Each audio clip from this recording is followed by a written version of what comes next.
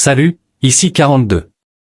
En 1743, un homme inhabituel a été aperçu pour la première fois dans la ville de Londres. Il avait les cheveux noirs, semblait avoir environ 45 ans, et portait des vêtements simples mais coûteux. Au cours des 5 années suivantes, cet étranger allait devenir l'une des personnes les plus discutées parmi la haute société londonienne. Pourquoi, me direz-vous? Eh bien, cela va demander un peu d'explication. Pour commencer, il était un virtuose du violon et un compositeur. Ensuite, il y avait les rumeurs selon lesquelles il parlait toutes les langues européennes avec la fluidité d'un locuteur natif, et possédait une connaissance encyclopédique de l'histoire mondiale. On disait aussi qu'il avait des talents inhabituels, comme la capacité d'éliminer les défauts des diamants, et même de transformer des métaux de base en or. Aussi intéressantes que soient toutes ces choses, il y avait quelque chose d'encore plus intriguant à propos de ce mystérieux personnage, personne n'avait la moindre idée de qui il était. Les gens qui évoluent dans les cercles aristocratiques ont en général des histoires familiales qui remontent à plusieurs siècles, mais cet homme-là était différent. En fait, il n'est pas exagéré de dire qu'avant son apparition à Londres en 1743, c'était presque comme s'il n'avait jamais existé. Peu importe les efforts, et croyez-moi, les gens ont essayé, personne ne pouvait comprendre qui il était ni d'où il venait. Un noble sans passé, c'était déjà étrange en soi, mais dans ce cas, c'était particulièrement mystérieux. Cet homme était manifestement extrêmement bien éduqué, mais personne ne savait où il avait étudié. Il jouait du violon comme un soliste de concert, mais personne ne savait qui l'avait formé. Il était aussi visiblement très riche, mais quant à savoir d'où provenait cet argent, personne ne le savait. Cela n'avait tout simplement aucun sens. Et nous voilà presque 300 ans plus tard, et cela n'a toujours aucun sens. Du moins, à moins que vous ne soyez prêt à croire ce qui pourrait bien être la plus grande histoire jamais racontée, voici l'histoire du comte de Sonon, peut-être le premier être humain à avoir atteint l'immortalité. Peut-être on arrive au moment de parler de Gengis Khan dans cette vidéo. Vous savez que les débuts du légendaire chef mongol sont un peu mystérieux, personne ne sait exactement où ni quand il est né. Mais l'homme qui se faisait appeler le comte de Saint-Germain, parmi de nombreux autres noms, porte l'idée d'origine mystérieuse à un tout autre niveau. Avec Gengis Khan, ou Tuzan comme on l'appelait alors, on sait qu'il est né quelque part dans ce qui est aujourd'hui la Mongolie, vers 1160 après Jésus-Christ. Mais avec le comte de Saint-Germain, nous ne savons presque rien. La plupart des sources situent sa date de naissance en 1691 ou en 1712, mais selon ses propres dires, ces dates sont fausses de plusieurs centaines d'années, certains disent même de plusieurs milliers. Quant à son lieu de naissance, nous n'avons littéralement aucune idée du pays, et encore moins de la ville. Nous ne connaissons même pas le véritable nom de cet homme. Ce degré d'obscurité pour une figure historique célèbre est, pour le moins, inhabituel. Comment il est arrivé à Londres en 1743 reste un mystère. Aucun document ne nous indique comment il s'y est rendu ou d'où il venait. Mais, malgré ce qui semble être une apparition soudaine, il est rapidement devenu une figure importante de la scène londonienne, où, au début, il était principalement connu pour son immense talent de musicien et de compositeur. On disait que le comte était l'un des meilleurs violonistes d'Europe à l'époque, capable d'émouvoir aux larmes les spectateurs par la beauté de sa musique. Il est également crédité de la composition de plusieurs morceaux pour une opéra londonien populaire. À un moment donné, il est passé de musicien célébré à mondain de la haute société, devenant l'un des invités les plus attendus des dîners de Londres. Mais malgré sa réputation croissante, on peut dire que personne ne savait vraiment quoi penser de lui. L'un des premiers témoignages écrits de son séjour en Angleterre nous vient de l'écrivain et homme politique Horace Walpole, fils de l'ancien Premier ministre Robert Walpole, et montre à quel point le comte était énigmatique. Il chante, joue merveilleusement du violon, compose, est un peu fou et pas très sensé. On dit de lui qu'il est italien, espagnol, polonais, qu'il a épousé une grande fortune au Mexique et s'est enfui avec ses bijoux à Constantinople, qu'il est prêtre, violoniste, grand noble. La curiosité à son sujet ne faisait qu'augmenter, mais en vain. En d'autres termes, même à son époque, personne ne savait vraiment qui était, ou ce qu'était, le comte de Saint-Germain, ce qui explique sans doute pourquoi, environ 2 ans après son arrivée en Angleterre, il fut arrêté pour soupçon d'espionnage. En 1745 eut lieu la soi-disant rébellion jacobite, une tentative de Charles Edward Stuart, mieux connu sous le nom de Bonnie Prince Charlie, pour s'emparer du trône britannique au nom de son père, James Francis Edward Stuart. Les détails de cette rébellion ne sont pas très importants pour notre propos, mais il est essentiel de noter que les rebelles jacobites étaient soutenus par la France. Étant donné que le comte de Saint-Germain parlait couramment le français et semblait être apparu de nulle part 2 ans plus tôt, on peut dire qu'il avait le profil parfait pour un espion. Il fut donc arrêté et emmené pour être interrogé, mais apparemment, même la menace d'un peu de justice britannique du XVIIIe siècle ne réussit pas à le faire parler. Il refusa de révéler son identité ou ses origines, et admit librement que le titre de comte de Saint-Germain n'était ni un vrai titre aristocratique, ni son véritable nom. Comme couverture, ce n'était pas très convaincant, j'aurais volontiers suggéré de l'envoyer au gibet le plus proche sans hésitation. Mais le comte avait deux atouts en sa faveur. Premièrement, il s'était fait quelques amis haut placés en Angleterre, et deuxièmement, il possédait un charme et une charisme naturel qui ferait passer Georges Clooney pour un hooligan de football avec un kebab dans la bouche. Ainsi, malgré son refus catégorique de coopérer de quelque manière que ce soit, le comte fut finalement relâché sans inculpation. À sa sortie, il retourna directement à la vie mondaine qu'il menait avant, dînant avec toutes les grandes familles et assistant aux meilleures soirées. D'après tous les témoignages, il était un invité de dîner captivant. Capable de parler avec grande autorité et perspicacité sur presque tous les sujets, surtout l'histoire mondiale. En fait, il avait une capacité surprenante à décrire des événements historiques importants avec tant de précision qu'on aurait dit qu'il les avait vus de ses propres yeux. Le comte de Saint-Germain était le modèle de l'homme international du mystère. Mais pour être un homme international du mystère, il fallait, en effet, être international. Ainsi, en 1748, il déménagea en France. Comme en Angleterre, malgré ses origines troubles et mystérieuses, l'aristocratie française l'accueillit à bras ouverts. En réalité, ils étaient même encore plus fascinés par le comte que les Britanniques. Durant son séjour à Paris, il fréquenta certaines des personnalités les plus célèbres de l'époque, comme l'aventurier italien notoire, Giacomo Casanova se trouvait un peu par hasard à Paris, où il organisait l'une des premières loteries nationales du monde, et il lui arrivait fréquemment de se retrouver à table en compagnie du comte. Casanova est célèbre pour être le plus grand séducteur de l'histoire, et pourtant, même lui était impressionné par le charisme du comte. Dans ses mémoires, Casanova décrit le comte comme étant à la fois beau et le parfait homme à femme. C'est un peu comme si Lionel Messi vous nommait Dieu du football. Une autre personnalité célèbre présente dans la fabuleuse capitale française à l'époque était le célèbre écrivain et philosophe Voltaire, et c'est lui qui nous donne peut-être la description la plus célèbre du comte. Il a surnommé le comte de Saint-Germain, l'homme prodige, un homme qui ne meurt pas et qui sait tout. Encore une fois, un éloge impressionnant, cette fois-ci venant de l'un des grands intellectuels de l'histoire. Mais cela nous amène aussi à la partie la plus controversée de l'histoire du comte. Quand Voltaire l'appelait « l'homme qui ne meurt pas », ce n'était pas seulement une tournure de phrase élégante. Vous voyez, le comte était un fervent alchimiste, et l'un des objectifs centraux de l'alchimie est la recherche du secret de la vie éternelle. Eh bien, notre homme, le comte, prétendait l'avoir trouvé. Lorsqu'il est arrivé à Paris, il affirmait avoir plus de 300 ans, une déclaration qu'il partageait volontiers avec quiconque le lui demandait. Je sais ce que vous pensez, mais laissez-moi un instant pour vous expliquer, car aussi incroyable que tout cela puisse paraître, il existe en réalité des preuves assez convaincantes qu'il disait la vérité. Comme nous l'avons déjà vu, le comte de Saint-Germain n'était pas un homme ordinaire. Il parlait des dizaines de langues couramment, jouait du violon, et pouvait parler de presque n'importe quel sujet comme s'il en était expert. Est-il vraiment possible qu'un seul homme ait atteint une telle maîtrise en une seule vie? Si vous avez déjà vu le film Un jour sans fin, vous savez que le personnage de Bill Murray, Phil Connors, se lasse de revivre sans cesse la même journée et commence à maîtriser une foule de nouvelles compétences, comme jouer du piano, parler français et sculpter la glace. Quelque chose de similaire pourrait-il expliquer les capacités extraordinaires du comte? Les polyglottes ne sont pas rares, mais parler chaque langue européenne avec une telle maîtrise est une compétence rare, voire unique, et ce n'était qu'un des nombreux talents du comte. Ensuite, il y avait sa connaissance presque surnaturelle de l'histoire européenne. Ceux qui l'entendaient parler d'événements lointains remarquaient souvent qu'il semblait presque les avoir vécus. Et s'il les avait réellement vécus?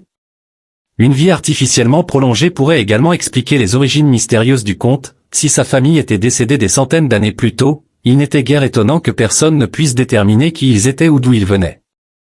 Bon, je ne vous en veux pas si vous n'êtes toujours pas convaincu, mais il reste encore plus de preuves suggérant qu'il disait la vérité.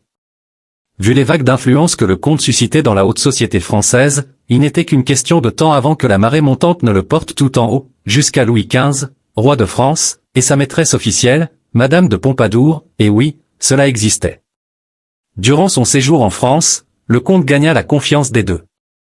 Il convainquit le roi qu'il connaissait une technique secrète de coloration qui révolutionnerait l'industrie textile française, et le roi le croyait visiblement puisqu'il installa le comte dans une usine spécialement construite pour produire des teintures.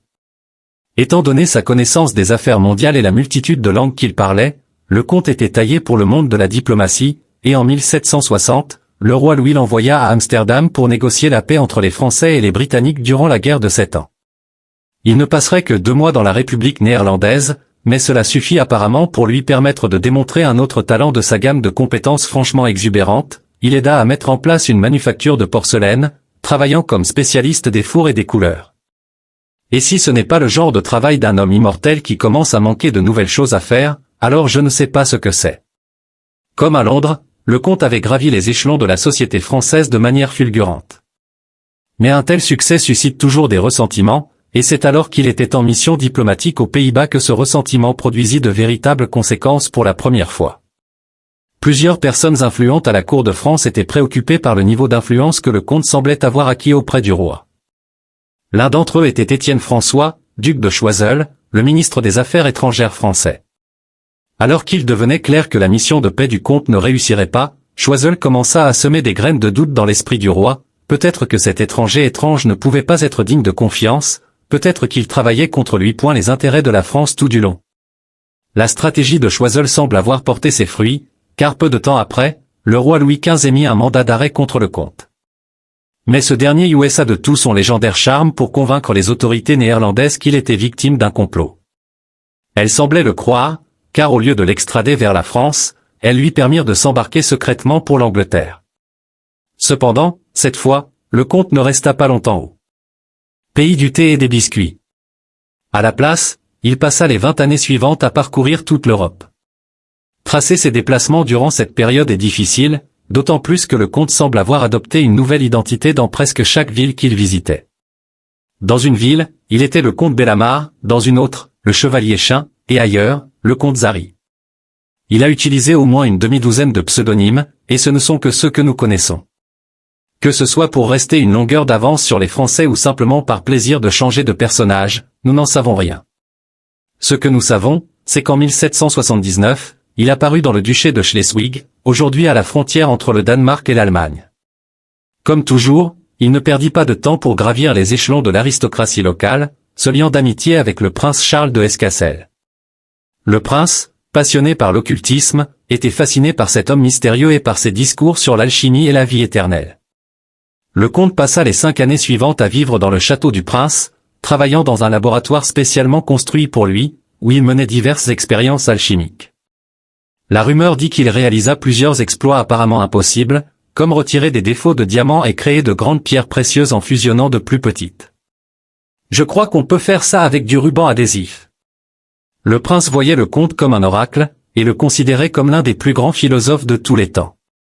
Mais le 27 février 1784, quelque chose d'inattendu se produisit, le comte de Saint-Germain mourut. Je sais ce que vous pensez, cela ne semble pas très immortel tout ça. Mais attendez, ce n'est pas encore fini. 1 an après son décès prématuré, on raconte que le comte assista à une convention maçonnique à Paris sous le nom de Monsieur Héé, et 1 an après cela, il fit une apparition en Russie pour une audience avec Catherine la Grande.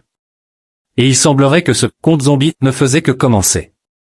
Plus de 230 ans se sont écoulés depuis, mais durant ce temps, des dizaines de points différentes apparitions du comte ont été rapportées à travers le monde, allant de l'Inde à la République tchèque.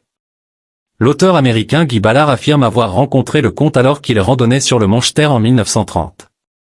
Selon Ballard, les deux sont devenus de bons amis, et le comte a dicté une série de livres à Ballard qui ont finalement formé la base d'un mouvement religieux connu sous le nom de « Je suis ».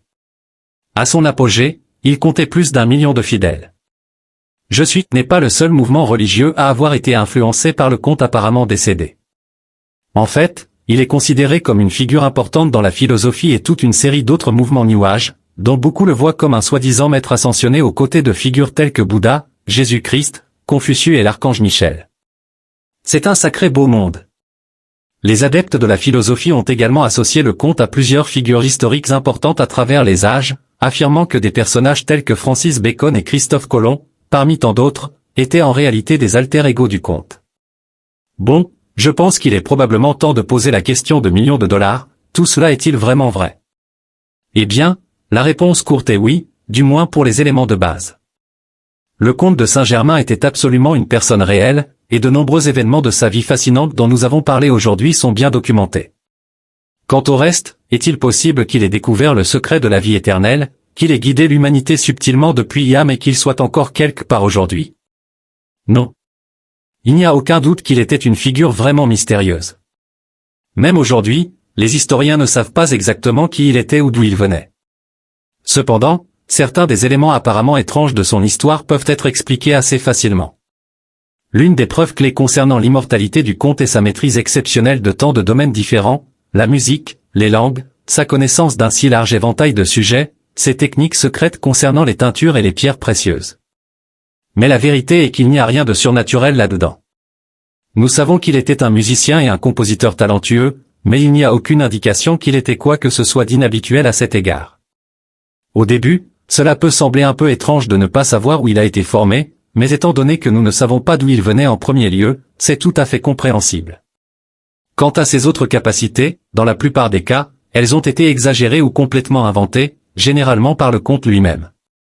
Il n'y a aucune preuve que ces teintures soi-disant révolutionnaires aient jamais révolutionné quoi que ce soit dans l'industrie textile française, et l'usine de céramique dans laquelle il a travaillé dans la République néerlandaise a rapidement fait faillite après.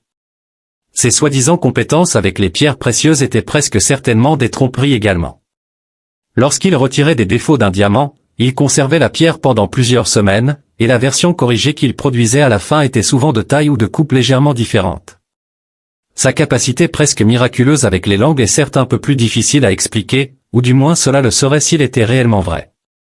Presque tous les récits du conte mentionnent sa connaissance incroyable des langues, mais comme tant d'autres éléments de son histoire, tout cela est un peu de vérité enveloppée dans beaucoup d'hyperboles.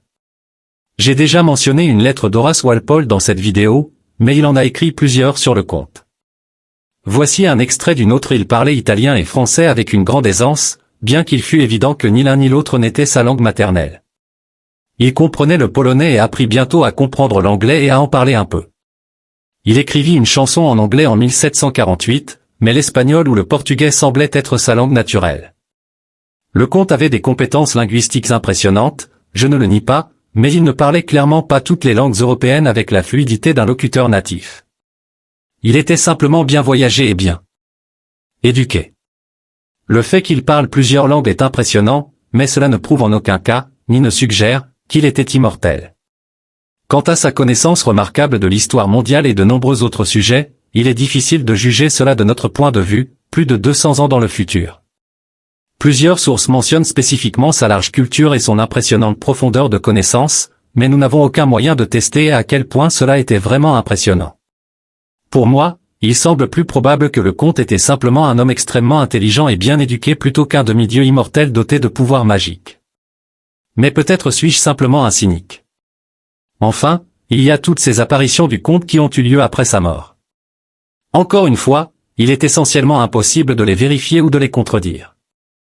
Mais j'ai remarqué quelque chose d'intéressant à propos de toutes les personnes qui affirment avoir croisé le comte au cours des 100 dernières années, elles sont presque exclusivement impliquées dans un mouvement New Age ou un autre, généralement la théosophie. En d'autres termes, les personnes qui prétendent avoir rencontré le comte étaient déjà des croyants. Si vous êtes vous-même théosophe, cela a probablement beaucoup de sens. Qui d'autre le comte se révélerait-il, sinon assez fidèle? Si vous n'êtes pas théosophe, cela devrait aussi vous sembler logique. Qui d'autre serait assez fou pour affirmer avoir croisé un magicien immortel, sinon quelqu'un qui croit déjà au magicien immortel? Je ne suis pas le seul à être sceptique quant aux prétentions d'immortalité du comte. D'ailleurs, plus tôt dans la vidéo, j'ai mentionné quelques citations de Voltaire et de Casanova, mais il s'avère qu'aucun des deux n'a été totalement dupé par le comte. La référence de Voltaire au comte comme à un homme prodige qui savait tout et ne mourrait jamais est généralement considérée comme satirique. Et bien que Casanova ait vraiment complimenté les talents du comte, en particulier son habileté avec les dames, il a également ouvertement considéré le comte comme un menteur et un imposteur. Et en tant que menteur notoire et imposteur lui-même, Casanova savait probablement de quoi il parlait dans ce domaine. En fait, je pense qu'une autre citation de Casanova résume le mieux le comte de Saint-Germain. Dans ses mémoires, il a écrit « Je n'ai jamais vu un charlatan plus intellectuel ou amusant que lui ». Et je pense que c'est exactement ce qu'était le comte, pas une sorte de magicien immortel, mais un simple escroc. En fait, pas un simple escroc, mais l'un des plus grands escrocs qui ait jamais existé. Je veux dire, réfléchissez à une époque où d'où vous veniez et qui vous connaissiez était tout, ce nobody sans nom est parvenu à infiltrer les hautes sphères de l'aristocratie grâce à son charme et à son esprit. Il se lia d'amitié avec des rois, dîna avec certains des visages les plus célèbres de l'histoire et convainquit la moitié du monde qu'il était une sorte de mystique immortel. Il était essentiellement un imposteur, et s'il avait réussi ce tour une fois, cela aurait été impressionnant. Mais le faire au moins une demi-douzaine de fois à travers l'Europe est tout simplement remarquable. Mais attendez une seconde. Si le comte de Saint-Germain n'était vraiment qu'un homme ordinaire fait de chair et d'os comme nous, qui diable était-il?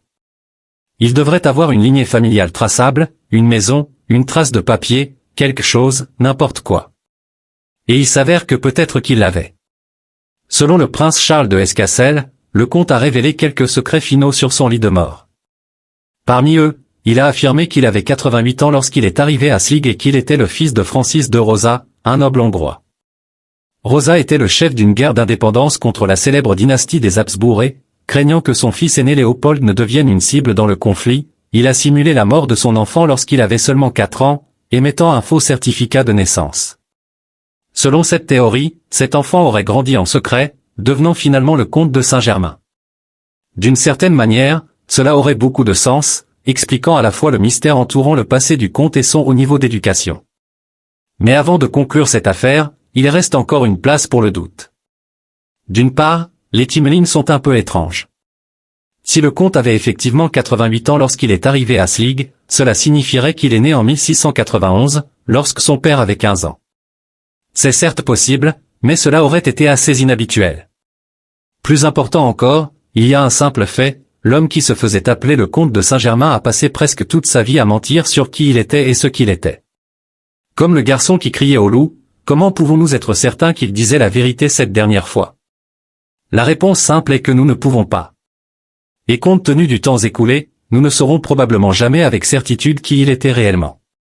En fin de compte, cela n'a pas vraiment d'importance.